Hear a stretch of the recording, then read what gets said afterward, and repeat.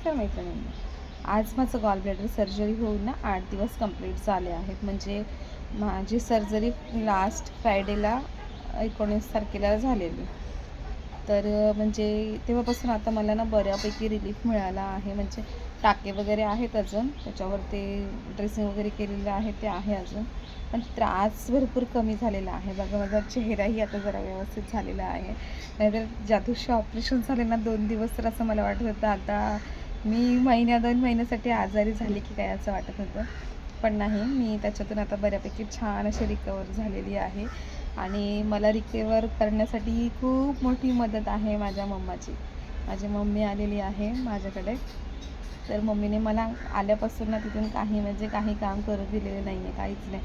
फक्त मम्मी स्वयंपाक करून देते, जेवायचं आणि थोडंफार चालायचं आणि रेस्ट करायचा. तर असं आज मम्मी जाणार होती. मी मम्मीला सांगत होती की तू जा, कारण की अजून पण माझे भाऊ वगैरे आहेत ना, त्यांच्याकडे पण म्हणजे मम्मी गावावरून आल्यापासून त्यांच्याकडे पण गेली नव्हती. म्हणून मम्मी आईला सांगितलं की तू जाऊ नये, पण तरी मम्मी गेली नाही. म्हणजे मम्मीचा एवढा माझ्यावरची आहे. आता म्हणजे मी जर मम्मी गेली 2-3 दिवसानंतर तर मी घरातल्या कामांनाही सुरुवात करणार आहे. एवढं मला बऱ्यापैकी बरं वाटतं. आणि सगळ्यात महत्त्वाची गोष्ट तर मला खाण्यापिणं सगळं काही म्हणजे अजून म्हणजे असं तेलकट किंवा मसाल्याचं तूप वगैरे असं मी काही खात नाही आहे.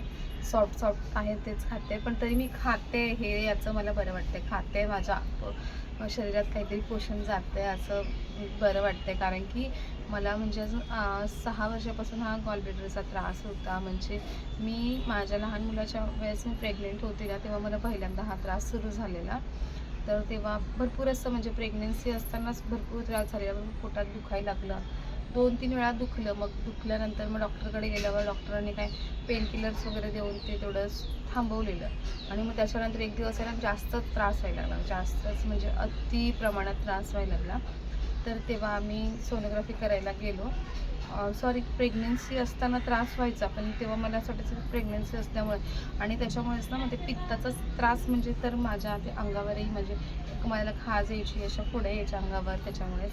आणि खूप ट्रीटमेंट घेतली आणि स्किनसाठी पण म्हणजे ते खाज कशासाठी होतं त्याच्यासाठी पण ट्रीटमेंट घेतली. परत असं पोटात दुखायचं त्याच्यासाठी पण ट्रीटमेंट घेतलेली प्रेग्नेन्सीमध्ये. आणि डिलेवरी झाल्यानंतर 5-6 दिवसानंतरच परत पोटात तसं दुखायला लागलं. मग तेव्हा मला अक्षरशः उचलून मला हॉस्पिटलला घेऊन गेलं. आणि मग तेव्हा सोनोग्राफी केली, तर सोनोग्राफीमध्ये असं दिसलं की ते गॉल ब्लॅडरमध्ये स्टोन आहे. तर तेव्हा त्या स्टोनची साईज होती 7 mm, 5 mm, 4 mm असे 3 स्टोन तेव्हा दाखवले होते. छोटे छोटे 5, 7 आणि 4 mmचे होते. तर ते स्टोन दाखवलेले त्याच्यामध्ये. आणि मग तेव्हा डॉक्टरांनी सांगितलं की आताच ऑपरेशन करावं लागेल वगैरे. आणि आम्ही ऑपरेशनसाठी रेडी झालो तेव्हा, कारण की त्रासच भरपूर होता. असं हे म्हणजे मी अक्षरशः सोनोग्राफी सेंटरमध्ये सकाळी 6 वाजता आम्ही ते ओपन करायला सांगितलेलं, कारण की मला त्रास भरपूर होत होता म्हणून. तर तेव्हा मी अक्षरशः लोळायचे खाली. आणि तेव्हा घरी ना म्हणजे मम्मी होती आणि आम्ही दोघंजणं होतो आणि आमची 2 मुलं होती. मग तिथून पप्पाला वगैरे बोलवलं घरून आणि मग आम्ही हॉस्पिटलला गेलो होतो. तर तेव्हा बाळाजवळ माझी मम्मी होती आणि माझ्याजवळ माझे पप्पा आणि मिस्टर होते. तर मी अक्षरशः खाली अशी लोळत होती, लोळून मी रडायची. मला भयंकर त्रास झालेला तेव्हा.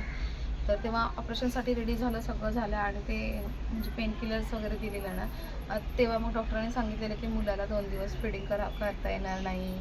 आणि 8 दिवस मुलाला फिडिंग करता येणार नाही वगैरे असं सांगितलेलं.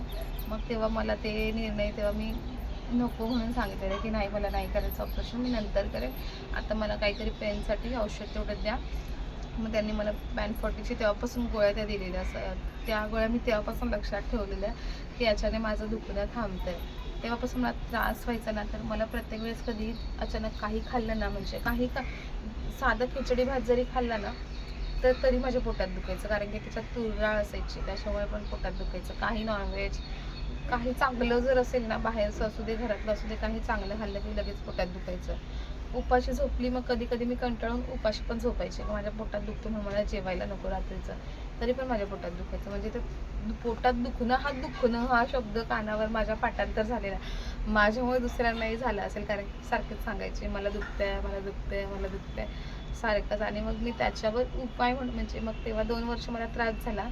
2 वर्षानंतर मी म्हणजे 2 वर्ष तेव्हा मला दुखायचं, तेव्हाच मी इथे आमच्या जवळपासच एक डॉक्टर होत्या, जिज्ञासा राणा म्हणून, त्या अशा क्लिनिक होतं त्यांचं. तर मी तिथेही जाऊन मग त्या डॉक्टरांना दाखवलं. तेव्हा त्यांनी मला ना ते आयुर्वेदिक औषध दिलेलं.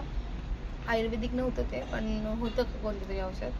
तर ते सिरप होतं, त्याच्याने मग मला दुखायचं थांबलेलं, पोटात दुखणं माझं थांबलेलं.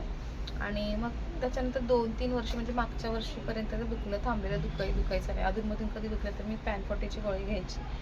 आणि परत ह्या वर्षी जो त्रास सुरू झाला ना, म्हणजे मागच्या जूनपासून जो त्रास सुरू झाला ना, की मी वर्षभर निवांत झोपले नसेल, मुलांच्या स्कूल माझ्या मिस झाल्या असतील, माझ्या मिस्टरांना टिफिन मिळाला नसेल, म्हणजे वर्षभरापासून माझ्या मिस्टरांना टिफिन नसेल, अधूनमधून 2-4 वेळा कधी दिला असेल तर असेल, पण माझ्या मिस्टरांना टिफिन नसायच्या, माझ्या मुलांची स्कूल मिस व्हायची, मला कुठे कितीही जावंसं वाटलं तरी मला जाता यायचं नाही, मला भरपूर असा म्हणजे झोपेचाही त्रास झालेला, खूप खूप बेकार दिवस काढलेत. असे दिवस कोणाला नको यायला, खरंच मनापासून म्हणते, जसं कोणालाच त्रास व्हायला नको. तर त्या दुखण्यामुळे ना पूर्ण घराचं रुटीनच चेंज झालेलं, आणि म्हणजे सगळ्यांची झोप डिस्टर्ब व्हायची, सगळ्यांचं असं रुटीन डिस्टर्ब व्हायचं. आणि ते दुखायचं कधी सकाळी म्हणजे रात्री 3 वाजता सुरुवात व्हायची, कधी सकाळी 4ला सुरुवात व्हायची, आणि प्रॉपर 7 वाजेपर्यंत, म्हणजे जोपर्यंत मोठ्या मुलाची स्कूल मिस होत नाही ना तोपर्यंत दुखायचं. 7 नंतर 7:30ला मला झोप यायची, अचानक 7-7:30ला झोप यायची ना, की मी गाढ झोपून जायची, आणि कधी 11-12 कधी वाजायचे, सगळ्या झोप म्हणजे जेवायचा टायमिंग मिस व्हायचा, स्कूलचा टायमिंग मिस व्हायचा असं. आणि मिस्टर मग त्यांना सवय झालेली आता की हिला दुखतं आहे, ही सकाळी झोपली आहे, रात्रभर रडली आहे, म्हणून ते सकाळी मग आंघोळ वगैरे करून ते त्यांचं चहा वगैरे करून ते ड्युटीवर निघून जायचे. नंतर मला गिल्टी फील व्हायचं भरपूर की शिट, मी डबा दिला नाही, मी चहा केला नाही, ते चालले गेले, पण मला दुखण्याचा त्रासच, म्हणजे तुम्हाला जर कोणाला असेल ना त्या गॉल ब्लॅडरचा त्रास, तर तुम्हालाही समजेल की किती त्रास होतो तो. आणि मग तो त्रास व्हायचा, तर मला मग मी ॲड बघायची, इन्स्टावर ॲड बघायची, तर मी त्याच्यावरून लगेच औषध ऑर्डर करायची की मला हे दुखतं आहे, याच्यावरचं हे औषध आहे. मग मी बघायचे नाही 4,000चं. मी असा विचार करायची ऑपरेशन केल्यावर एवढा खर्च येणार, आणि परत ते टाके वगैरे असणार, दुखणार, त्याच्यापेक्षा मग औषधाने रिकवर झालं तर बरं. मग मी 4,000चं 5,000चं औषध असेल ना तरी पण मी मागवून घ्यायची. आणि डॉक्टरांनी दिलेलं औषध असलं ना ते पण घ्यायची. त्याच्यावरही मी म्हणजे जेवढं औषध दिलेलं असेल ना तेवढ्या गोळ्या माझ्या शरीरात आतापर्यंत, एवढ्या 5 वर्षात नाही म्हणणार मी, एवढ्या वर्षभरामध्ये जेवढ्या गोळ्या गेल्या असतील ना तेवढ्या माझ्या पूर्ण आयुष्यात मी कधी घेतल्या नसत्या. तेवढ्या गोळ्यांचा इफेक्ट माझ्या शरीरावर झालेला आहे. आणि त्याच्यावर दुसराही इफेक्ट झालेला मी तुम्हाला सांगते, आता पूर्ण ब्लॉग बघा. तर त्या मी गोळ्या घ्यायची, आणि त्याच्यामुळे पण मला मग अजून दुसरे पण काही त्रास व्हायला लागलेले. आणि परत कोणी मला असं सांगितलं नाही की हे खाऊन बघ, याच्याने ते स्टोनचा त्रास बरा होतो, किंवा आयुर्वेदिक औषध आम्ही देतो, असं भरपूर जण सांगायचे. आणि मी ते सगळं घेऊन बघायचे. आणि माझं यूट्यूब जर मी असं मला व्हिडिओ तर टाकायला आवडतात, मी काम म्हणजे मशीनवर बसते, तेही कितीही दुखलं ना तरी मी ते माझं काम थांबवलं नाही. तर तरी पण मग मी माझं यूट्यूब मी ओपन केल्यानं त्याच्यावर मी सर्च करायचे, गॉल ब्लॅडर स्टोन असेल तर काय खावं, कशाने त्रास कमी होतो, काय करावं, आयुर्वेदिक उपचार काय, घरगुती उपचार काय. आवळा तर मला सांगितलं, त्याच्यामध्ये आवळा खाल्ल्याने रिलीफ मिळतं. मी एवढ्या आवळा खाल्ला ना, मी कच्चा आवळा पण खायची, परत ते कॅन्डीज असतात आवळ्याच्या त्या पण खायची, ओवा खाल्ला, जिरे खाल्ले, धने खाल्ले, काही मसाले असे नसतील की जे मी खाल्ले नसतील. परत कोणी काही औषध सांगितलं की ते मी घेतलंच. मग ते मी 4 दिवस 8 दिवस कसं का खाऊन, म्हणजे याच्याने बरं होईल, त्याच्याने बरं होईल, खूप सारे औषधं मागवली, सगळं काही केलं. कारण की आणि असं असतं ना अशा वेळेस, म्हणजे प्रत्येकाचं तोंड वेगवेगळं, आणि आपण अनुभव घेतल्याशिवाय आपल्याला समजू शकत नाही की आपण योग्य करतो की अयोग्य करतो. कारण की ऑपरेशन करायचं ज्या महिन्यात ठरवलं ना आम्ही, की मिस्टर म्हणायचे लगेच दुखलं की त्याच दिवशी मिस्टर म्हणायचे की आजच ऑपरेशन करायचं आहे. ज्या दिवशी ठरवलं ना असं की ऑपरेशन करायचं आहे, की त्याच दिवशी मला कोण ना कोण भेटायचं. आणि मग त्यांचं मी सजेशन ऐकलं ना की मला असं वाटायचं की नको. मला 2-3 काकी अशा भेटलेल्या की ज्यांचे ऑपरेशन झालेले आहेत. मग ते म्हणायचे नको ऑपरेशन करू नको, ऑपरेशन केल्यानंतर थायरॉईड होतं, मग पचन होत नाही, लगेच खाल्लं की लगेच आपल्याला टॉयलेटला जावं लागतं, आणि आपण बारीक होतो. कोण म्हणायचं आपलं शरीर फुगतं, कोण म्हणतं बारीक व्हायचं, आपली पचनशक्ती कमी होणार, असं होणार तसं होणार, बाहेरचं कधीच खाता येणार नाही, नॉनव्हेज कधीच खाता येणार नाही. असं सांगायचे. तर मग मी ते अवॉइड करायचे, जाऊ दे नाही मला ऑपरेशन नाही करायचं आहे, एवढं कोण नंतर हे करत बसणार आहे, जाऊ दे औषधाने बरं होईल असं म्हणून मी ते सगळं नको नको नको नको म्हणायची. पण फायनली आणि एकदा मला सांगते, म्हणजे मागच्या ऑक्टोबर महिन्यामध्ये माझ्या भाचीचा बड्डे होता मीरा रोडला आणि मी इथून खूप व्यवस्थित गेली, मला काही त्रास नव्हता, दुखत नव्हतं, काहीच नव्हतं. मी इथून व्यवस्थित घरातून निघाले आणि ऑटोमध्ये बसली, म्हणजे मी 8 वाजता ऑटोमध्ये बसली, मी 9 वाजता तिथे पोचली आणि मला पोचायला उशीर झाला म्हणून बड्डे झालेला. बड्डे करून झालेला, मीच सांगितलं त्यांना की मला उशीर होतो आहे, लहान लहान मुलं सगळे बड्डेला आलेत, बड्डे करून घ्या मी उशिरा, कारण की मी 8ला निघाले, मी 9:30ला तिथे पोचले. तोपर्यंत बड्डे झालेला आणि सगळेजण थांबलेले, जेवायचे वगैरे थांबलेले माझ्यासाठी. मग मला गेल्या गेल्या केक दिला. तर मी थोडासा एक बाईट केक खाल्ला आणि बर्गर होते तिथे सगळ्यांसाठी आणलेल्या मुलांसाठी, तर बर्गर दिला. मी तो नाही खाल्ला, मी म्हटलं नाही मला बर्गर खाल्ल्याने त्रास होतो, मग मी बर्गर नाही खाल्ला. मग बिर्याणी होते आणि बिर्याणी आम्ही जेवायला बसलो, सगळेजण बसलो असे एकत्र जेवायला आणि बिर्याणी खाल्ली, थोडीच खाल्ली, जास्त पण खाल्ली नव्हती, थोडीशी बिर्याणी खाल्ली आणि खाऊन मी जस्ट असं प्लेट पुढे ठेवली आणि बाकीचे सगळे जेवत होते. तेवढ्यात मला ना असं दुखायला लागलं. तर मला वाटलं की हळूहळू थोडं दुखतंय, नेहमीसारखं थोडं दुखेल आणि त्रास थांबेल. मग मी माझ्या दादाला सांगितलं की मला पॅन-40ची गोळी घेऊन येतो का. मला असं वाटतं ती गोळी घेतली की मग शांत होईल दुखायचं. आणि त्या दिवशी माझ्या पर्समध्ये ती गोळी नव्हती, नाही तर माझ्या पर्समध्ये अजूनही आहे, आता काढून टाकाव्या लागतील त्या सगळ्या, तर माझ्या पर्समध्ये नव्हती. मग माझ्या दादाला सांगितलं का मला पॅन-40ची गोळी आणून दे आणि मग मी ती गोळी घेतली. मग तो बोलला माझ्याकडे आहे, त्याच्याकडे ऑलरेडी होती, मग त्याने मला दिली. मी ती गोळी घेतली ना, तोपर्यंत मला असा घाम यायला लागला, पूर्ण असं ब्लर दिसायला लागलं, घाम यायला लागला आणि असं BP हाय झालेली की लो झालेली ते मला काही समजलं नाही, पण मला काहीच कळत नव्हतं, सगळं ब्लर झालं आणि मला असं वाटतं मी माझे कपडे कोणीतरी काढून टाका सगळे. मला एवढा भयंकर घाम आलेला, म्हणजे जसं ज्या प्रकारे अटॅक येतो ना तसं मला झालेलं.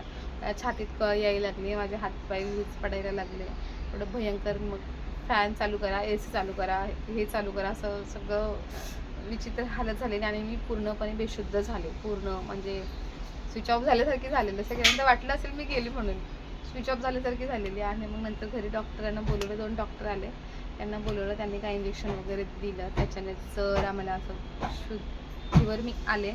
आणि मग त्यांनी सांगितलं की लगेच इमिजिएटली हिचं ऑपरेशन करावं लागेल उद्याच्या उद्या, नाहीतर ते फुटू शकतं, ते फुटल्यावर आतमध्ये त्याचं इन्फेक्शन होईल आणि कॅन्सर पण होण्याची संभावना असते असं सांगितलं. ते रात्री झालं मला ना किती 10 वाजता, 10-10:30पर्यंत झालं. त्याच्यानंतर मग ही ते बेशुद्ध झालेली, मला ते व्यवस्थित व्हायला 12 वाजले आणि मग आम्ही झोपलो आणि मग सगळे सकाळी तयारीत होते आणि मिस्टरांना फोन करते, मिस्टर 12 वाजलेले म्हणून ते झोपून गेलेले इथे घरीच. त्यांना फोन करते, त्यांचा फोन लागत नव्हता, म्हणजे त्यांना सांगायला की असं असं झालेलं, हे तर अजून उगाच म्हटलं असं की तुमच्याकडे गेल्यावर झालं म्हणून मग त्यांना फोन करायचा होता, तर त्यांना फोन काय लागत नव्हता. मग आम्ही रात्री तसंच झोपलो आणि सकाळीच मला वाटलं आता ही लोक मला काय सकाळी ऑपरेशन केल्याशिवाय मला सोडणार नाही. मला एवढी खरंच म्हणजे सीझर झाल्यामुळे ना ऑपरेशनची भीती वाटायला लागली खूप. मला वाटलं आता ही लोक सकाळी मला ऑपरेशन करायला घेऊन जातील.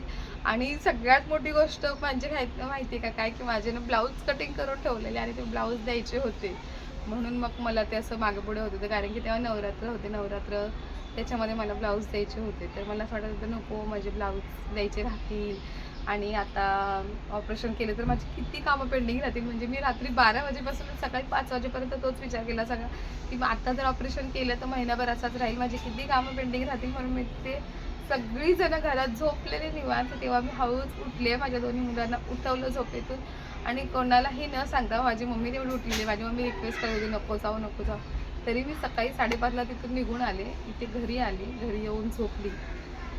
मिस्टरांना सांगितलं की मला असा असा तिथे त्रास झालेला, तर आपण डॉक्टरकडे जाऊया आणि काहीतरी ट्रीटमेंट घेऊया. आणि झोपली आणि मग थोड्या वेळाने तेवढा भयंकर त्रास झाला की असं वाटलं की तेव्हाच मला ते लोक रात्री ऑपरेशन करायला घेऊन गेले असते तर बरं झालं असतं. भयंकर त्रास झाला, म्हणजे तेव्हा मला अचानक ते इन्फेक्शन शरीरामध्ये गेलं, खरोखर झालं त्याच्यामुळे. तर युरिन इन्फेक्शन झालं, परत कुठे कुठे पेन व्हायचं ना काहीच कळायचं नाही मला, आपोआप म्हणजे टॉयलेटला लगीला आपोआप व्हायला लागलं, म्हणजे मला स्वतःलाच कळत नव्हतं की मला काय होतं आहे म्हणून. मग तेव्हा परत डॉक्टरकडे गेलं, परत डॉक्टरांनी सांगितलं की आताच्या आता ऑपरेशन करा. त्यांनी ते औषधं दिलेली त्याच्याने फरक पडला, तर म्हणून तिथे पण स्टॉप केला. तर मी एवढ्या चुका केल्या आहेत की म्हणजे मला हा गॉल ब्लॅडरचा त्रास मी एवढा अंगावर काढला, एवढं सहन केलं. तर जर तुम्हाला कोणाला असेल ना, तर प्लीज तुम्ही एवढा त्रास सहन करू नका. कोणीही सांगितलेल्या कोणत्याही औषधं घेऊ नका. कधीच गॉल ब्लॅडर स्टोन हा औषधांनी बरा होत नाही. किडनी स्टोन असेल ना की त्याला निघायला जागा असते, म्हणजे किडनीद्वारे ते मग असं मूत्र म्हणजे लघवी वाटते ते बाहेर निघू शकतं, किंवा ते युरिन पाईपमध्ये असेल तरी तो बाहेर निघू शकतो, औषधाने निघू शकतो. काही जास्त लिक्विड आपण घेतलं ना की ते असं प्रेशरने लघवीला झालं की तरी त्याच्यातने निघू शकतो स्टोन, किडनी स्टोन. पण हा गॉल ब्लॅडर स्टोन जर तुम्हाला कोण सांगत असेल ना की गॉल ब्लॅडर स्टोन निघतो, निघेल, निघणार, तर कोणाचंही ऐकू नका. त्याला खरोखर निघण्यासाठी जागा नसते. ते अगदी अशा फुग्याच्या आकारासारखं असतं. त्याला असं छोटंसं असं तोंड असतं. त्याच्या आतमध्ये ते स्टोन कशाने जमा होतात माहिती आहे का? आपण म्हणजे उपाशी राहतो जास्त, किंवा आपण आपल्याला ॲसिडिटीचा त्रास असेल ना, मग ते ॲसिडिटी त्याच्यात ना ते स्टोअर होतं ते पित्त जास्त प्रमाणात, आणि ते पित्त तिथे स्टोअर राहिल्यामुळे मग त्याचे खडे बनतात, आणि ते खडे तिथे आतमध्येच राहतात. ते काही केल्याने निघत नाही, आणि त्याच्यामुळे आपल्याला हा त्रास होतो. जेव्हा पण ते पित्त जरा पण झालं ना की ते खडे असे हालचाल करतात, आणि त्यांच्या हालचाल झाल्यामुळे मग आपल्याला त्रास व्हायला सुरुवात होते. ज्यालाही पित्ताशयाचा त्रास असेल, स्टोनचा त्रास असेल, त्याने प्लीज ऑपरेशन करून घ्या. काही नाही, अवघड नाही जास्त. म्हणजे मी आता बघते, मला 8 दिवसामध्ये ना मी बऱ्यापैकी रिकवर झालेली आहे. छान रिकवर झालेली आहे. आता मम्मी गेली ना, जोपर्यंत मम्मी असेल ना तोपर्यंत मी आजारी असणार आहे. मम्मी ज्या दिवशी घरी गेली की त्या दिवशी मी एकदम फिट फाईन होणार आहे. मी सगळी घरातली कामं करणार आहे. अशी मी बऱ्यापैकी एकदम रिकवर झालेली आहे. तर तुमचंही जर असं असेल ना, गॉल ब्लॅडर स्टोनचा काही त्रास वगैरे असेल तर अजिबात घाबरू नका. बघा माझ्याकडे बघून वाटते का आता मी आजारी आहे होते, असं नाही वाटत आहे. तर तुम्हाला पण तसं नाही वाटणार. कमीत कमी 8 दिवसात, 10 दिवसात, महिन्या, म्हणजे आतून तर ते रिकवर व्हायला वेळ लागेलच. आतून तर ते आहे, जखम आहे, ते आपल्या बॉडीचं एक ऑर्गन काढून टाकलेलं आहे, म्हणून त्या आतून बॉडी जरा हील व्हायला वेळ लागेलच. पण मी वरून आता बऱ्यापैकी झाली आहे की मी कामं वगैरे करू शकेल असं. आणि माझी मम्मी मला हेल्प करत आहे सगळ्या कामांमध्ये. माझ्या मम्मीला आता खूप म्हणजे खूप आता शरीरात पावर आलेली आहे, बहुत बॉडी के अंदर पावर आ गई है. मेरी मम्मी सब काम कर रही है, सब एकदम पावर ताई, बहुत सारा पावर आ गया है अंदर. बाद में बहू लोग के पास जाके बीमार पड़ जाएंगे, फिर बहू लोग बोलेंगे उधर जाके काम किया, इधर आके बीमार पड गए म्हणे. इथे आल्यावर सगळं काम करते, आणि तिथे मग आता एवढे दिवस म्हणजे सारखं स्वयंपाक कर. आता सारखं कामाची सवय तेवढी नाही आहे मम्मीला. 3 सुना आहेत घरी, म्हणून मम्मीला कामाची सवय नाही आहे. तरी अधूनमधून वहिनी माझ्या येत आहेत, 2-3 वहिनी येत आहेत अधूनमधून, काही ना काही काम करून जात आहेत, मदत तेवढ्या करून जात आहे. तर इथे कामं करते मम्मी, आणि तिथे गेल्यावर जर आजारी पडली ना, मग माझ्या वहिनी, बोलू नका वहिनी, तुम्ही व्हिडिओ बघत असाल तर तसं, तर त्या म्हणतील की तिथे बरोबर होती मुलीकडे आणि इथे आल्यावर दुखते. तसं काही नाही, म्हणजे सगळ्याच आईचा सगळ्याच लेकरांवर जीव असतो. मुलं असो मुली असो, त्यांना काही थोडं पण काही त्रास झाला नाही. आता आपलेच लहान लहान मुलं आहेत, तरी त्यांना काही त्रास झाला की आपल्याला लगेच असं, मला तर असं होतं ना, म्हणजे डोक्यात असं म्हणजे मी एवढे 6 वर्ष माझा विचार करत नव्हते, मी माझ्या मुलांचा विचार करायचे की त्यांना स्कूल त्यांचं राहून जाईल, त्यांचे क्लासेस राहून जातील, त्यांचा अभ्यास राहून जाईल, त्यांचं हे, त्यांना जेवण कोण बनवणार, त्यांना हे कोण करणार, असं माझ्या डोक्यात प्रश्न यायचा. म्हणून मी एवढा त्रास सहन केला, ऑपरेशन केलं ना. मग माझ्या मम्मीला पण तसं वाटत असेल ना, मम्मीचं पण जीव आहे आपल्यावर, तिला पण वाटत असेल की माझ्या मुलीला एवढा त्रास आहे तर मी कशी लगेच निघून जाऊ. नाहीतर मी कालपासून परवापासून रिक्वेस्ट करते, मम्मी जा, तू गावावरून आल्यापासून सगळ्यांना भेटली नाही घरी. म्हणजे माझी लहान छोटे छोटे भाचे, 3 भाच्या आहेत, 1 भाचा आहे, मग ते पण आईची वाट बघतात ना. मग मी सांगत होते की जाऊन भेटून ये त्यांना पण, त्यांच्याकडे पण 2-3 दिवस राहून ये, तोपर्यंत मी माझी पॉवर दाखवते, मी किती स्ट्रॉंग आहे ते दाखवायला मला मिळायला पाहिजे. म्हणून मग मी मम्मीला सांगत होते जा, पण मम्मी म्हणते नको. म्हणजे माझी वहिनी काल आली, ती पण बोलली की अजून 2-3 दिवस थांबा. टाके अजून काढलेले नाही आहे, टाके आहेत अजून, म्हणजे अजून फक्त ड्रेसिंग केलेली आहे, आणि ते ड्रेसिंग अजून 1 वेळा करून मग नंतर टाके काढणार आहे. तर ते लोक म्हणतात की टाके काढल्यानंतर आम्ही जाऊ आमच्या घरी, आम्ही बाय बाय करू, आणि तू तुझी व्यवस्थित राहा. मग तू तुझं घर, तुझी मुलं, तुझी मशीन, तुला जे काही करायचं आहे ते कर, आणि आम्ही आता जाऊ. आम्हाला सारखं दुखणं करून परेशान करू नको. आणि भरपूर जण बघायला येतात. खूप भारी वाटतं म्हणजे काल आलेल्या माझ्या मैत्रिणी आलेल्या दोघी, त्या येऊन त्या बिस्किट वगैरे घेऊन आल्या. मी बिस्किट वगैरे खाल्लं. नंतर मामी आल्या, तिघी मामी आल्या. तिघी मामी येताना नारळ पाणी वगैरे घेऊन आल्या. ते प्यायचं अजून राहिलेलं आहे. आजही बाजूच्या काकी आलेल्या, त्या पण बिस्किट पॅकेट घेऊन आलेल्या. चहाचा टायमिंग झालेला, आम्ही लगेच चहा केला. मम्मीने चहा केला, मी तिच्यात चहा बिस्किट लगेच खाल्लं. आणि मी व्हिडिओ थांबवला होता, जरा पॉज केला होता, कारण की माझ्या मम्मीने ना लादी पुसायला घेतली आणि ते पुसताना मम्मीने लायझॉल टाकायच्या बदली ना ते विम जेल टाकलंय. विम जेल टाकल्यावर मम्मीला म्हटलं सटासट पाणी.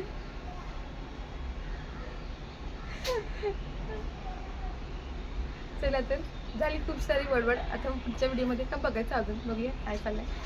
मेरी मम्मी अभी लादी पोच रही है, बघू शकता तुम्ही. विम जेल टाकलाय, विम जेल. काय टाकलंय पाण्यामध्ये, काय टाकलंय त्याच्याने स्वच्छ होत. कशाने? विम जेल टाकल्यामुळे ते पिण्याचं वास येतो, मला चालत नाही. आणि पाय सटकले मग स्वच्छ 2-3 पाण्याने धुवायचं असतं, स्वच्छ करायचं असतं. काय टाकलंय, काय टाकलंय विरू? मीठ टाकून विरू हा फिनाईल नाही टाकलंय, विम जेल टाकलंय. भांडे घासायचं लिक्विड टाकलंय आईने. हो, भांडे घासायचं लिक्विड टाकून लादी पुसले. आता आपण जरा किचन मध्ये जाऊन बघूया. तर लायझॉलने भांडी घासलीत की काय बघूया आपण. किचन पण झालंय मस्त स्वच्छ करून बघा, क्लीन करून. मेरी मम्मी के अंदर है ना कितने हाथी का 12 हाथी का बळ आ गया. 12 हाथी का बळ. कितने हाथी का विरू? 12 हाथी का बळ. कामाला म्हणजे एक दीदी येतात, पण त्या फक्त भांडी घासतात. म्हणजे रात्री येते. रात्री आमचं जेवण वगैरे झालं ना, रात्रीचं किचन स्वच्छ असलं पाहिजे म्हणून ते येतात. रात्रीचे सगळे किचन क्लीन करतात. जेवण वगैरे झाल्यानंतर भांडी घासतात. भांडी घासून जातात. म्हणजे सकाळी उठल्या फ्रेश वाटतं, बरं वाटतं.